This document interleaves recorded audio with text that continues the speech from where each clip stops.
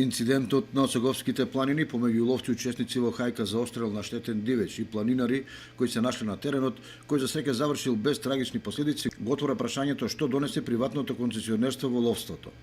За скитаните куршуми или сачми кои фијукнале над главите на планинарите се најсериозно опомена дека на ловот мора да му се посвети соодветно внимание од сите институции, бидејќи последиците може да бидат несогледиви. Токму затоа и реакцијата на советниците во Советот на општината треба да се свати максимално одговорно. Почетните искуства со приватното концесионерство во ловиштата не навестуваат постигнување на квалитативни сегменти во оваа сфера, поголема организираност и соодветен развој според меѓународните стандарди.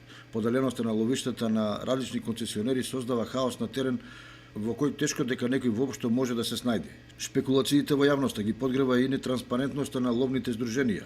Оттук и сомневањата дали хајките за отстрел на штетен дивеч не се претворат во приватни ловни забави само за одредени ловци, кои патем можат да ловат и друг вид дивеч. Дотолку повеќе што нема информации дали и колку истите се успешни, односно дали се отстрелани волци и лисици. А некоординираното организирање хајки помеѓу концесионерите од друга страна им оди во прилог на предаторите кои полесно им бегаат на ловците. Поради сето тоа, помеѓу ловците се коментира дека одредени ловни здруженија, иако наводно организираат по повеќе хајки по завршувањето на сезоната, практично со години наназад не пријавиле отстрел на штетен дивеч, а на терените каде што ловеле се слушале истрели. Прашањето е пошто пукале.